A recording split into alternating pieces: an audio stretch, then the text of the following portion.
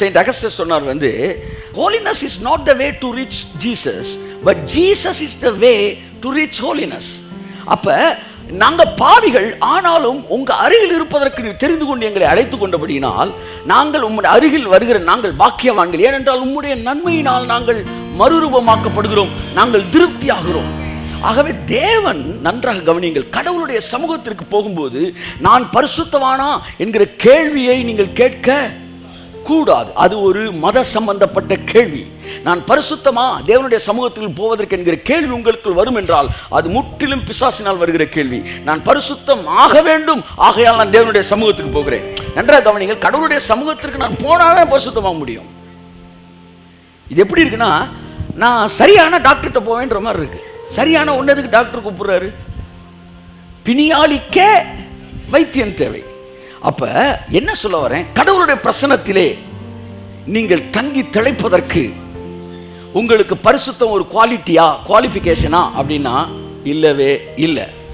பிரசன்ஸ்ல இருந்து வர்ற குவாலிஃபிகேஷன் தான் பரிசுத்தமே ஒழிய, பரிசுத்தம் ஒரு குவாலிஃபிகேஷனால பிரசன்ஸ்ல நீங்க போகவே இல்லை. ஆகவே தேவன் நம்மை அனைத்து சேர்த்துக் கொள்கிற அந்த பாக்கியத்தில் அப்படியே இருங்க. அப்ப உள்ள நீங்க பரிசுத்தமாகறீங்கன்னா என்ன அர்த்தம்? நீங்க வரும்போது யாரா தான் வரீங்க சொல்லுங்க சார்? யாரா தான் வரீங்க? பாவியா தான் வருகிறீங்க. நீங்க பரிசுத்தமான ஆகனா கடவுளுடைய சமூகத்துக்கு வரலாம் என்பது மதத்தின் உபதேசம். நீங்கள் பரிசுத்தமாவதனால் கடவுளுடைய பிரசன்னத்தில் உங்களை அவர் சூஸ் பண்ற கிடையாது.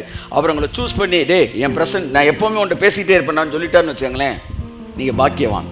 ஏன்னா அவர் பேசுறத கேட்கிற ஒருத்தனால டிரான்ஸ்ஃபார்ம் ஆகாம இருக்கவே முடியாது. அதனால உங்களை என்னையும் அவர் சூஸ் பண்ணி தான் எடுக்கிறார். we are not elected, we are selected. we are not elected to be in his presence, we are selected. அப்ப தேவன் நம்மளை செலக்ட் பண்ணியிருக்காருன்னா என்ன அர்த்தம்னா, அங்க எலெக்ஷன்னா உங்களுக்கு தகுதி வேணும், செலெக்ஷன்னா அது அவர் விருப்பத்தில் எடுக்கிறது. அப்படித்தான் நம்மளை தெரிந்து கொண்டாராம். இப்ப நம்ம என்ன பண்றோம், நம்ம இருந்த பிரகாரமாக தான் ஒரு சமூகத்துக்குள்ள வர்றோம். You can enjoy the presence of God. பல நேரங்களில் நான் வரும்போது இன்னைக்கு நேராக வேர்டுக்குள்ளே போகணும், பாட்டு டான்ஸ்லாம் பாட யோசிச்சுட்டு தான் வர்றேன். ஆனால் இங்கே வந்த உடனே நான் டிரான்ஸ்ஃபார்ம் ஆயிடுறேன், வேற மாதிரி ஆகி போயிடுது. அப்போ கடவுள் இங்கேயே, இந்த கடவுளுடைய சமூகத்தில் இங்கேயே நம்ம அதை உணரும்போது, அவர் சமூகத்துக்குள்ள நம்ம வரும்போது என்ன நடக்குதுன்னா டிரான்ஸ்ஃபார்மேஷன் நடக்குது. அவருடைய கதிர்வீச்சுகள் நீங்கள் மாற்றப்படுகிறீர்கள்.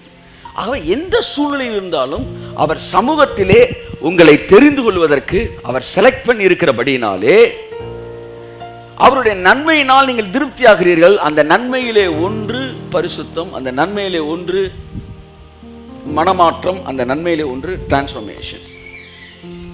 அப்ப திரும்ப அந்த வசனத்தை வாசிப்போம். இப்ப நம்ம கொஞ்சம் ஓரளவுக்கு வேற மாதிரி தெரியும். வாசிங்க.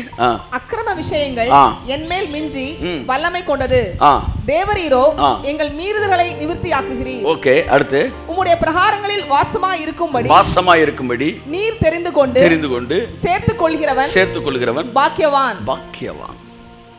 அடுத்து உம்முடைய பரிசுத்த ஆலயமாகிய உமது வீட்டின் நன்மையினால் திருப்தியாவோம். நம்முடைய வீட்டின் நன்மையினால் நாங்கள் திருப்தி ஆவோம். கடவுளுடைய சமூகம்தான் நம்மை நன்மையினால் நிரப்புகிறது. யாருமே உங்களை பார்த்து நீ பேர்பட்டால் நீ கடவுளுடைய சமூகத்துக்கு வர்றதுக்கு உனக்கு தகுதி இருக்கிறதா என்று கேட்பதற்கு எவனுக்கும் தகுதி இல்லை. ஏனென்றால் தகுதி உள்ளவர்களுக்கான இடம் பிரசன்னம் அல்ல, தகுதி பெறுவதற்கான இடமே பிரசன்னம். மறுபடியும் சொல்கிறேன், தகுதி உடையவர்களுக்கான தலம் அல்ல தேவனுடைய பிரசன்னம், தகுதி பெறுவதற்கான இடமே தேவனுடைய பிரசன்னம். அப்படின்னா என்ன அர்த்தம்? தகுதி இல்லாத ஒவ்வொருவனும் தேவனுடைய பிரசன்னத்துக்குள்ள நுழைய முடியும். காரணம், உங்கள் அத்தனை பேருக்குமான கரையத்தை இயேசு சிலுவையிலே கொடுத்திருக்கிறபடினால் நீங்கள் இருக்கிற பிரகாரமாக அவர் சமூகத்தில் வாசம் செய்வது, வாசம்னா வாழ்றதுக்கு, அவர் பக்கத்திலே வாழ்றதுக்கு உங்களுக்கு எனக்கு தேவன் தகுதி கொடுத்திருக்கிறார். ஆமென். தெரிந்து கொள்கிற மனுஷன், அவர் தெரிந்து கொள்கிற மனுஷன் பாக்கியவான். அவன் எப்படிப்பட்டவன்னா, கடவுளுடைய நன்மையினால திருப்தி ஆகிட்டே இருப்பானா. நீங்கள் சொல்லணும், ஆண்டவரே என்னை உங்கள் பக்கத்தில் வாழ்கிறதுக்கு என்னை சூஸ் பண்ணி என்னை உங்கள் பக்கத்தில் வச்சிருக்கிறதுக்காக நான் ரொம்ப தேங்க் பண்ணுறேன். ஏன்னா உங்கள் நன்மையினால் நாங்கள் திருப்தி ஆகிட்டே இருக்கிறோம். ஆமென். நன்மையினால் நாங்கள் திருப்தி ஆகிறோம். ஆகவே நண்புக்குரியவர்களே, கடவுள் பேசின பிறகு அல்லது உங்களை தொட்ட பிறகு, அவருடைய பிரசன்னத்துக்குள் வந்த பிறகு நீங்கள் பரிசுத்தமானாய் மாறுகிறீர்களா, இல்லை பரிசுத்தமாக இருந்தால் தான் ஒரு பிரசன்னத்துக்குள்ளே வரணுமா? இந்த கேள்வியை நீங்கள் வெறும் நாலேஜாக கிராஸ் பண்ணிட்டு போக முடியாது. இந்த இடத்துல ஆமாங்க இது வந்து லாஜிக்காக இதாங்க நல்லா இருக்குன்னு சொல்லிட்டு போகிறது இல்லை. இது உங்களுடைய அனுதின வாழ்க்கையை பாதிக்கக்கூடிய விஷயம். சார் 198 தடவை நீங்கள் ஜெபம் பண்ண வராத காரணமே, கடவுளோட பிரசன்ஸுக்கு வராத காரணமே நீங்கள் தகுதி இல்லை என்கிற உணர்வு தானே. இன்னைக்கு ஈஸியாக தலையாட்டி போயிடுறீங்க, ஆனால் உங்கள் வாழ்க்கையில் அது அப்ளை ஆகலே. நான் தலையாட்டுறதை பற்றி இங்கே பேசலை, உங்கள் லைஃப்பில் அப்ளை பண்ணுறதை பற்றி பேசிட்டு இருக்கிறேன். நீங்கள் பாவியாக உணர்கிற ஒவ்வொரு முறையும் தேவ சமூகத்தில் தைரியமாய் நுழைவதற்கு வேதம் உங்களுக்கு வழி கொடுத்திருக்கிறது, தகுதிப்படுத்தியிருக்கிறது. தேவனுடைய சமூகத்தில் இவன் பாவியாக போகிறானா அப்படின்னு நீங்கள் பார்க்குறப்பவே ஏதோ வந்து இவன் உள்ளே போய் பிதா பையில் இருக்கிற ரூபாய் பிட்பாக்கெட் அடிச்சிருவானான்ற மாதிரி பார்க்குறீங்க. ஒரு பாவி அவர் சமூகத்தில் போய் என்னத்தை பண்ணிடுவான்றக்காண்டி இவ்வளோ பயப்படுறீங்கன்னு எனக்கு தெரில. அவர் சமூகத்தில் போகும்போது அவன் மறுரூபமாக்கப்படுகிறான். ஸோ தேவனுடைய சமூகத்திற்கு போவதற்கு அதுக்கு முந்தின வசனம் தான் சொல்கிறாரு, ஜெபத்தை கேட்கிறவரே மாம்சமான யாவரும் உம்மிடத்தில் வருவார்கள். அப்போ மாம்சமான யாருன்னா அதில் பாவி இருக்கிறான், பரிசுத்தவான் இருக்கிறான், எல்லாருமே உங்கள்கிட்ட வருவாங்க சொல்கிறான். கையத்தட்டு வருது அவருக்கு. ஆமென். அவர் யார்? அவருக்கு பேர் என்னவா சொல்லுங்க? ஜெபத்தை கேட்கிறவர். பாவிகளின் ஜெபத்தை நான் கேட்க மாட்டேன்னு அவர் சொல்லவே இல்லை. ஏன்னா பைபிள் வேதம் சொல்லுது, உன்னிடத்தில் கேட்கிற எவனுக்கும் கொடு. அவர் தானே சொன்னாரு, உன்கிட்ட கேட்கிற எவனுக்கும் கொடுனார்ல. அப்போ உங்களை பார்த்து நீ எவன் கேட்டா எவனாலும் கொடுறா அப்படின்னு உங்களை சொன்னார்னா, அவர்கிட்ட கேட்கிற எவனுக்கும் அவர் கொடுப்பாரா மாட்டாரா? So, holiness is not a qualification to receive answers. மறுபடியும் நான் வரேன் சார். ஹோலினஸ்ன்றது ஒரு பை ப்ராடக்ட் சார். அது பூ ஆகி பிஞ்சாகி காயாகி கனியாகிற ஒரு ஸ்பான்டேனியஸ் ப்ராசஸ். ஏதோ பாஸ் ஆகிறதுக்கு பரிசுத்தமாக இருக்கிறான்னா இவன் பெரிய டாவுன்னு அர்த்தம். ஏன்னா ஃபெயில் ஆனால் அவன் திரும்ப தம்ம போடுவான்னு அர்த்தம். இந்த மாதிரி ஏதாச்சும் ஒரு காரணத்துக்காக சரியாகிறாங்களே அவங்க எல்லாம் வந்து ஒரிஜினல் ஃப்ரூட்டு கிடையாது, இது ஃபுல்லாக ஆர்டிஃபிஷியல் ஃப்ரூட்டு. அப்போ தேவனிடத்தில் வருகிறனா, கர்த்தருடைய வார்த்தை உங்களை மறுரூபமாகட்டும்.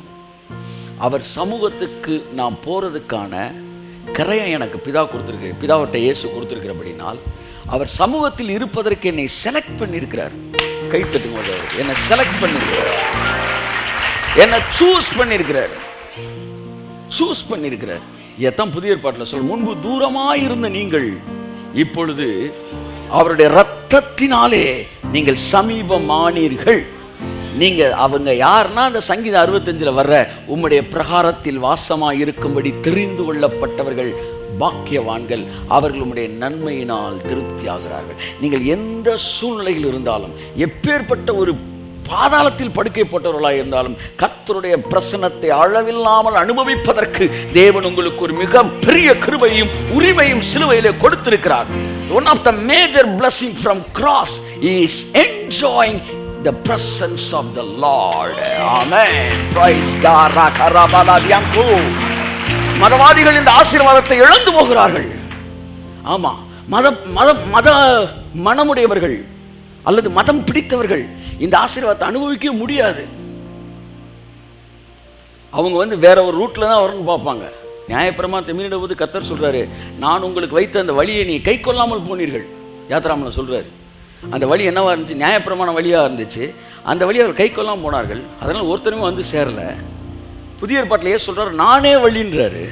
அப்போ இந்த வழியின் வழியாக நம்ம பிதாவை எடுத்து, இந்த வழி என்னவென்றால் உங்களுக்கான கிரயத்தை கொடுத்து நீங்கள் கிரயமே இல்லாமல் கடவுளுடைய சமூகத்தை என்ஜாய் பண்ணும்படி அழைக்கப்படுகிறீர்கள். பேதைகளே நீங்கள் வாருங்கள், அப்படிதான் பைபிள் சொல்லுது. நீங்கள் வந்து புசித்து திருப்தி ஆகுங்கள்.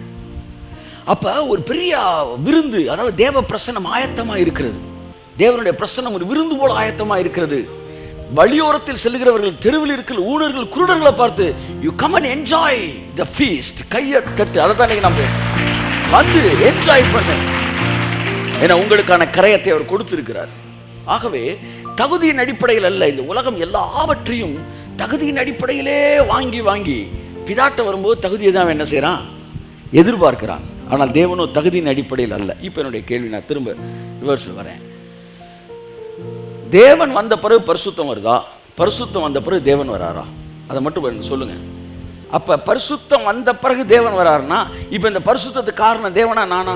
பரிசுத்தம் வந்த பிறகு தேவன் வராருன்னா பரிசுத்தத்துக்கு காரணம் நானு. தேவன் வந்த பிறகு பரிசுத்தம் வருதுன்னா பரிசுத்தத்துக்கு காரணம் அவர். அப்ப அவர் தான் முத வராரு. அவர் வராருல, அதுக்கு பேர் தான் பிரசன்ஸ். கை தட்டுங்க உதவி, அதுதான் பிரசன்ஸ். அப்ப நான் பாவியா இருக்கும்போது அவர் வந்து என்ன பரிசுத்தமா மாத்துறாரு. விழுந்து போன மனநிலையோடு நீ இருக்கும்போது தேவ பிரசனம் உன்னை நெருக்குது, உன்னை நிரப்புது. இப்ப நீ எந்த நிலையில இருந்தாலும் நீ உட்கார்ந்து இருக்கிற இடத்துல கர்த்தருடைய பிரசனத்தை நீங்கள் நிரப்பப்பட முடியும். கரங்களை தட்டி அவர் பிரசனத்தை வரவேற்போம். Come on, you can receive the presence of the Lord. ரேமாலா சாந்துரா மனஹாந்துனே மன. நீங்க பாதாளத்துல படுக்கை போட்டாலும் அங்கேயும் நீர் இருக்கிறீர். இந்த லைஃப் தாங்க உங்களை வந்து எப்பவுமே மென்மையாவே வச்சிருக்கும், மென்மையாகவே வச்சிருக்கும். கடவுளை விட்டு பிரிஞ்சு வாழ்கிற வாழ்க்கையை வந்து உங்களை கடினமாக்கிறோம்.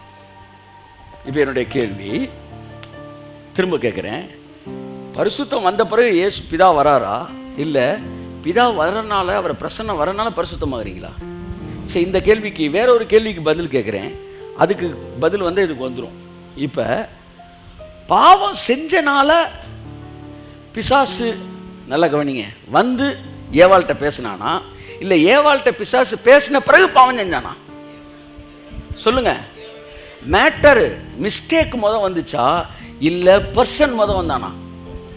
சொல்லுங்க. பாவம் வந்த பிறகு பிசாசு வந்தானா, பிசாசு வந்த பிறகு பாவம் வந்துச்சா? சொல்லுங்க. இதுல ஒரு குழப்பம் இருக்கு. பிசாசு வராத வரைக்கும் நல்லா இருந்தாங்க. அப்ப ஏதேன் தோட்டத்தில் பிசாசு வந்த பிறகு தானே பாவம் செஞ்சாங்க. அப்ப பாவம் பிசாசு வந்த பிறகுதான் வருதுன்னா பரிசுத்தமும் பிதா வந்த பிறகுதான் வருது. பாவம் பிசாசு பேசின பிறகுதான் வருது. நான் பாவம் இந்த ஒன்றும் பிசாசு வரல, பிசாசு வந்த பிறகுதான் பாவம் வந்துச்சு. அப்படிதான் நான் பரிசுத்தமான பிறகு தேவன் வரல, தேவன் வந்த பிறகுதான் நான் பரிசுத்தமாக.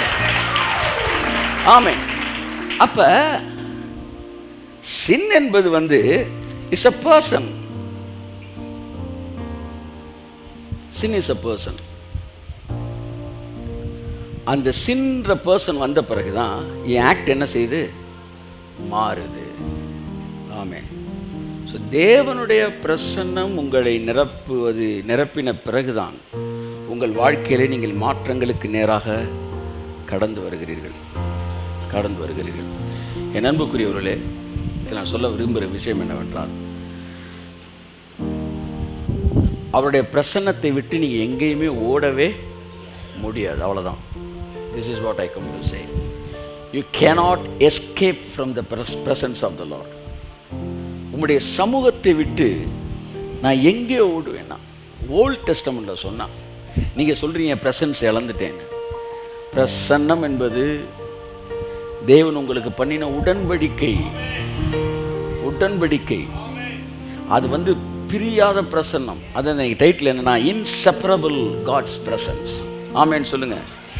இன்செப்பரபிள். இது உங்களை விட்டு பிரிய முடியாது. ஆனால் இதிலே இருக்கிறவன் தான் வாழ்க்கையில் பாருங்க, இந்த பிரசன்ஸு, நான் இன்னொன்று சொல்லவா, இந்த பிரசன்ஸே பரிசுத்தமாக இருந்தால் வரும். இந்த பிரசன்ஸு வந்து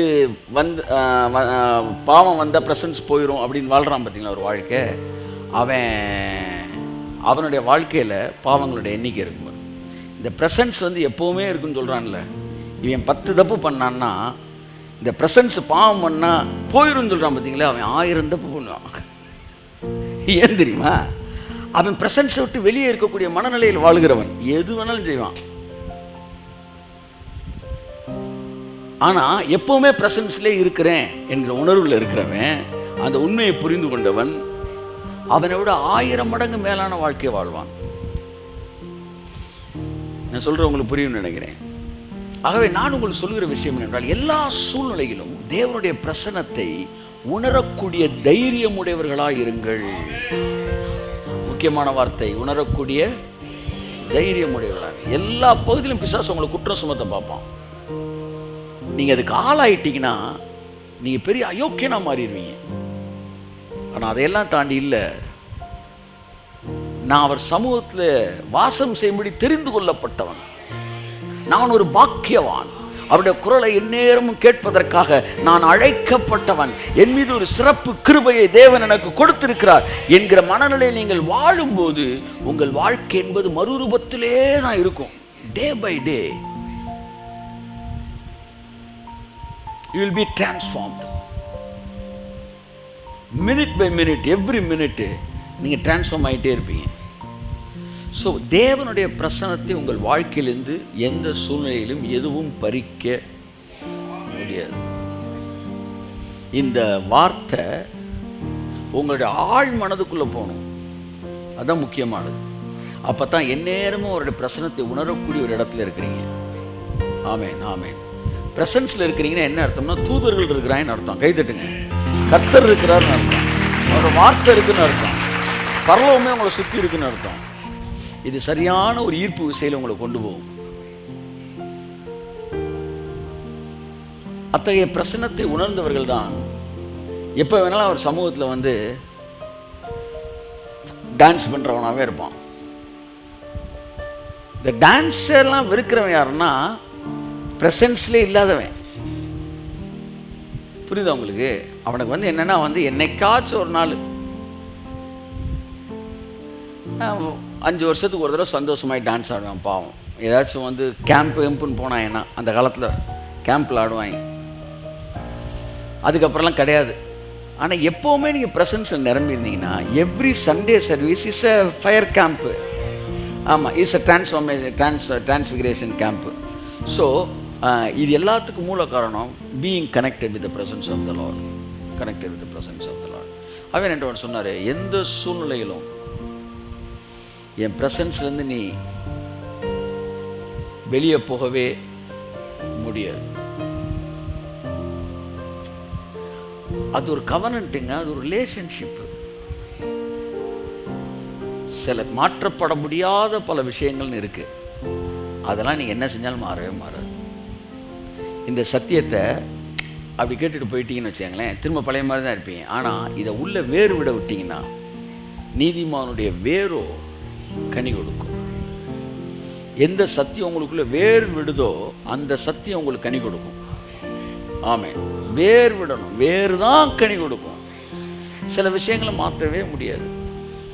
அதை நீங்கள் ஆழமாக நீங்கள் நம்பணும். அதுதான் உங்களை இந்த பூமியில் ஒரு வெற்றியான வாழ்க்கையும் ஒரு பரிசுத்தமான வாழ்க்கையும் ஒரு பாதுகாப்பான வாழ்க்கையும் உங்களுக்கு தரும். இல்லைன்னு வச்சுக்காங்களேன், உங்கள் லைஃப் வந்து வேற மாதிரி போயிடும். அதான் டிஎல் மூடி பிரசங்கம் பண்ணிக்கிட்டு இருக்கும்போது அவர் பிரசங்கத்தை கேட்டோன்னா அந்த இயேசு கிறிஸ்துவை ஏற்றுக்கணும்னு ஆசை வந்துச்சான். எல்லாம் நல்லா கவனிங்க. ஒரு ஆள் பிரசங்கம் பண்ணா எல்லாம் சொல்லுங்க, இயேசு கிறிஸ்து மேலே அந்த பிரசங்கத்தை கேட்குறப்ப லவ் வரணும். சா, சூப்பரான சாமியாக இருக்காருடா அப்படி வரணும். ஒரு பயம் வந்துச்சுன்னு வச்சுக்காங்களேன், தட் இஸ் டெவில்ஸ் ப்ரீச்சிங் அது. அப்போ இந்த ப்ராஸ்டிடியூட்டான் அந்த லேடி வந்து கிளப்பில் டான்ஸ் பண்ணுற ஒரு ஆள் இவருடைய செய்தியை கேட்டுட்டு முடிஞ்சோன்னு சொல்லலாம், நீங்கள் பிரசங்கிச்சு ரொம்ப நல்லா இருந்துச்சு, நீங்கள் பேசுகிறப்ப எனக்கே அந்த இயேசுவை ஏற்றுக்கணும்னு ஒரு ஆசையாக இருக்குது. ஆனால் என்ன பண்ணேன், நான் என்னுடைய சர்வைவலுக்காக, என் வாழ்க்கையை ஓட்டுறதுக்காக நான் டான்ஸ் பண்ணி தான் ஆகணும். அதனால் என்னால் உங்கள் இயேசு ஏற்றுக்கொள்ள முடியாது. ஏன்னா கடவுளை ஏற்றுக்கிட்டு அதுக்கேற்ற மாதிரி நல்லா இருக்கணும். அப்போ டிஎல் மூடி சொன்னாராம், இவங்க எல்லாம் சொல்கிறான் இல்லை டிஎல் மூடி 50 பேரும் கூட தலையில் நறுக்குன்னு கொட்டி இனிமேல் டிஎல் மூடி பேரே பேச, அவர் எங்களை மாதிரி பிரசங்கம் பண்ணவர், நீ அவர் வந்து என்ன செய்யக்கூடாது, ரெஃபர் பண்ணவே கூடாது. எப்படி இவங்க ரெஃபர் பண்ணலாம் டிஎல் மூடி கிரேஸ் ப்ரீச்சருங்க. 10 கட்டளைகளை பேசும்போது டிஎல் மூடி சொல்கிறாரு, இந்த 10 கட்டளைகளை தேவன் கொடுக்கும்போது இவன் இதில் ஜெயிக்கவே கூடாதுன்னு நினச்ச கொடுத்தாராம். அதனால 9 கட்டளை ஆக்ஷனில் கொடுத்துட்டு ஆக்டு, அதில் நீ ஜெயிச்சிருவ. ஆனால் 10வது தாட்டு, இதில் எவனும் ஜெயிக்கவே முடியாது. 9ல் ஜெயிச்சாலும் கொலை ஒரு ஆக்டு, டீடு, களவு, விபச்சாரம் எல்லாமே செயல், இதெல்லாம் செய்யாமல் நீ நின்றுடலாம், அட்டென்ஷன்னு. ஆனால் இச்சை அப்படின்றது தாட்டு. இந்த 9ல் தப்பிச்சவங்க கூட 10ல் விழுந்துருவானா. ஏன் நீ இந்த ரூட்டில் வரவே முடியாதுடா. இந்த ரூட்டில் வரணும்னா அதுக்கெல்லாம் ஒரு ரா மெட்டீரியலே மாறணும். அதனால தான் இயேசுன்ற சரியான ரூட்டை வச்சார். இதெல்லாம் டிஎல் மூடியோட ப்ரீச்சிங்க. இவங்க டிஎல் மூடியையும் ப்ரீச் கேட்குற இல்லை, இவங்க பாட்டில் மூடி தான் தெரியும். டிஎல் மூடி என்னடா பிரசங்கம் பண்ணார். அந்த அம்மா பார்த்து கூப்பிட்டு சொன்னார், நீ ஒன்றும் ஒரி பண்ணாத மாதிரி இயேசு ஏற்றுக்க, நீ போய் டான்ஸ் பண்ணுன்ட்டாரான். நீ போய் கிளப்பில் டான்ஸ் பண்ணிக்கன்ட்டாரான். எழுப்புதல் பிரசங்கி டிஎல் மூடி கொன்னே போடுவேன். அவர் என்ன பிரசங்கம் பண்ணார், அது சரி, அதனால அவர் எழுப்புதல் பிரசங்கி. இப்படி பிரசங்கம் பண்ணனால தாங்க அவர் எழுப்புதல் பிரசங்கி. அதனால தான் சிட்டியா இயேசு ஏற்றுக்கொண்டாங்க. நம்ம பிரசங்கம் பண்ணியிருந்தோம்னா இந்த ஒரு டிக்கெட்டை மிஸ் பண்ணியிருப்போம். அவர் அந்த டிக்கெட் இதுக்குள்ள போட்டார். சரியா 1.5 வருஷமோ 2 வருஷமோ கழிச்சு திரும்ப சிகாகோக்கு போனாராம். ஒரு முறை ரோட்டில் நடந்து போயிட்டு இருக்கும்போது அந்த பொண்ணு டிஎல் மூடியை பார்த்துட்டு ஓடி வந்தாலாம். டிஎல் மூடின்னு ஒன்று வந்து அவருக்கு அடையாளம் தான் நிறைய பேரை பார்க்குறாங்க. என்னம்மா நீ யார்? என்னன்னா, ஐயா சில வருஷங்களுக்கு முன்பாக உங்களுடைய செய்தியை கேட்டு நான் வந்தேன். ஒரு டான்ஸரு இயேசு ஏற்றுக்கொள்ளணும், ஆனால் எனக்கு எப்படி அவர் ஏற்றுக்கொண்ட டான்ஸ் பண்ண முடியாதுன்னு சொன்னப்போ நீங்கள் கூட பரவாயில்ல நீ போய் டான்ஸ் பண்ணு, இயேசுவை மட்டும் வாழ்க்கையில் ஏற்றுக்க, அவரை விட்டுறாதான்னு சொன்னீங்க, ஞாபகம் இருக்கா? ஆமாம் ஞாபகம் இருக்குன்னாரான். இப்போ என்னம்மா இயேசுனாரை விட்டுட்டியா இல்லை உறுதியாக பிடிச்சிட்டியா அப்படின்னாரான். அவர் சொல்கிறாரா, அந்த பொண்ணு சொல்லிச்சான், இயேசுவை பிடிச்சிட்டேன், டான்ஸை விட்டுட்டேன்.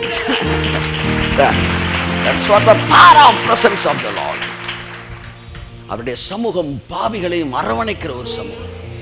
மத வெறியர்கள், மத எண்ணமுடையவர்கள் மிக மோசமான பாவங்களில் வாழ்வாங்க. ஆனால் பேச்சு மட்டும் பெத்த பேச்சா இருக்கும். பேச்சு மட்டும் பெத்த பேச்சா இருக்கும். ஆனால் செய்கிறதெல்லாம் அக்கிரமமும் அநியாயமும் ரகசிய பாவங்களும் அவங்க வாழ்க்கையில் இருக்கும். பேசுகிற மட்டும் அப்படியே வந்து யோக்கியம் வரேன் செம்பத்திக்கு ஒழிச்சு விடான்ற மாதிரி வந்து யோக்கியனா பேசுவாங்க. கண்டம்னேஷன் வேற பண்ற இந்த மாதிரி பிரசங்கத்தை. ஆனால் அந்தரங்க வாழ்க்கை சாக்கடையோட மோசமாக இருக்கும். ஆனால் இயேசுவின் பிரசங்கங்கள், ஆமாம் இயேசுவின் பிரசங்கங்கள் வந்து பரிசேயர்களையும் சரிசேயர்களையும் வந்து என்ன சொல்ல வந்து இருதய பலவீனம் உள்ளவர்கள் வந்து இந்த படத்தை பார்க்க வேண்டாம்ன்ற மாதிரி இயேசுவின் செய்தியை கேட்க வேண்டாம்ன்ற மாதிரி சொன்னார். ஏன்னா அவருடைய செய்திகள் வந்து அவர் வந்து என்ன சொன்னார் வந்து பாவிகளுக்கு சிநேகிதராய் கருதப்பட்டார். அவர் சாப்பிட்றாரு. அவர் சொன்னா, என்ன சார் வந்து உங்க இப்படி சாப்பிட்ற உள்ள போறது எதுவுமே திட்டுப்படுத்தாதியாடுறாரு. ஓசோ ரெசினிஸ் கூட சொல்லியிருக்க மாட்டாரு. உள்ள போறது எதுவும் திட்டுப்படுத்தாது. வாயிலிருந்து வெளியே பேசுற பாரு, விஷத்தை கக்குற பாரு, அடுத்தவன பாம்பு மாதிரி கொத்துற பாரு, அதுதான் அவனை திட்டுப்படுத்தும். இதெல்லாம் இவங்களால கிரகிக்கவே முடியல. ஆனா இவர் பேசினதெல்லாம் பாவத்துக்கு வழி திறக்கிற மாதிரி தெரிஞ்சிச்சு. ஆனா இவர் செய்தியை கேட்டவனெல்லாம் பரிசுத்தமாயிட்டே இருந்தாங்க. என்னுடைய உபதேசத்தை கேட்கிறதுனால இப்பொழுதே நீங்கள் சுத்தமானீர்கள். இப்போ ஆல்டர் காலிங்கே கிடையாது. ஏசுனார் பிரசங்கத்தில் ஆல்டர் காலிங்கே கிடையாது. ஆல்டர் காலிங்கிறது லீகலிஸ்டிக் பிரீச்சர்ஸ் தான். பிரசங்கத்தை முடிச்சுட்டு யாரெல்லாம் இயேசு ஏற்றுக்கிறீங்க, யாரெல்லாம் வந்து பாவத்தை அறிக்கைறீங்க, ஏசுனாருக்கு வந்து ஆல்டர் கால் சாங்டிஃபிகேஷனே கிடையாது. செய்தியை கேட்டுக்கிட்டு இருக்கும் போதே சுத்தமாயிடுவாங்க. 15 அதிகாரம் யோவான் 1ஆம் வசனம் சொல்றாரு, என்னுடைய உபதேசத்தை கேட்கிறது, நான் 3ஆம் வசனம் நினைக்கிறேன், இப்பொழுதே நீங்கள் சுத்தமானீர்கள். சுத்தம் என்பது உபதேசத்தை கேட்பது போது நடக்கிறது. அப்ப இவங்களுடைய பிரசங்கங்கள் எல்லாம் அலங்காரமாக இருக்கிறது, உயர்ந்த ரகமாக இருப்பது போல் இருக்கிறது. ஆனால் மனிதர்களை பாவத்திலிருந்து விடுதலை செய்யவில்லை. கிருபைக்கும் நியாயப்பிரமாணத்துக்கு மிகப்பெரிய வித்தியாசம். நியாயப்பிரமாணம் பாவத்தை குறித்து எச்சரிக்கிறது, ஆனால் அது பாவத்திலிருந்து விடுதலை செய்யவே செய்யாது. ஒரு ஒரு ஒரு ஒரு டிரான்ஸ்ஃபார்மர் பார்க்குறீங்க, 76,000 86,000 போட்டு அபாயம்னு போட்டிருப்பாங்க.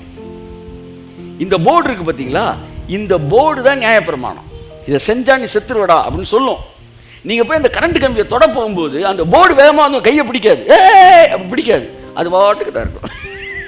ஆனால் சொல்லும் அபாயம் அப்படின்னு சொல்லி நின்றுக்கிறோம். தொட்ட நீ செத்துக்க, அடுத்த ஒருத்தர் தம்பி அபாயம். அப்போ பிரமாணம் என்ன செய்யுது? எச்சரிக்கை மட்டும் செய்யுது. ஆனால் மனுஷனும் பாவத்தில் பிடிக்கப்பட்டிருக்கிறான், டெவிலோட பொசஷனில் இருக்கிறான். அதனால் அவனால் செய்யாமல் இருக்க முடியல. அதனால் அவன் போய் செய்கிறான். ஆனால் அந்த போர்டு வந்து சொல்லுது தொட்டா செத்துரு வைப்பான்னு.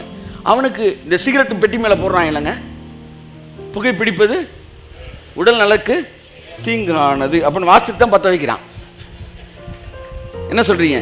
இப்போ நான் அவன்கிட்ட கேட்குறேன்பா, எச்சரிப்பின் செய்தி பிரசங்கம் பண்ணுங்கள், எச்சரிப்பின் செய்தி பிரசங்கம் பண்ண 50 பேர் வரிசையில் வா. ஒன்று கேள்வி கேட்குறேன். தமிழ்நாடு கவர்மெண்ட் எச்சரிக்கை பண்ணுறத விட நீ எச்சரிக்கை பண்ணுற? நீ என்னடா எச்சரிக்கை பண்ணுற? அவன் தான் சிகரெட் பாக்கெட்டில் போய் எச்சரிக்கை பண்ணுறான், பற்ற வைக்கிறான். என் கேள்வி, கவர்மெண்ட்டை விட நீ எச்சரிச்சிருவியா? அப்போ நியாயப்பிரமாணம் ஒருவனையும் பாவத்திலிருந்து விடுதலை ஆக்காது, எச்சரிக்கும். ஆனா எச்சரிப்பு ஒருத்தனை என்ன செய்யாது? விடுதலை ஆக்காது. கொலை செஞ்சா ஜெயிலுன்னு தெரியுமா தெரியாதா? தெரியுமா தெரியாதா? ஜெயில் என்பது எச்சரிப்பு தானே. ஆனா வார வாரம் 4 பேர் கொலை செஞ்சுட்டு ஜெயிலுக்கு போயிட்டு தானே இருக்காங்க. எச்சரிப்பு ஒருவனை விடுதலை ஆக்காது. நியாயப்பிரமாணம் எச்சரிக்கிறது, ஆனால் கிருபையோ பாவத்திலிருந்து அவனை விடுவிக்கிறது.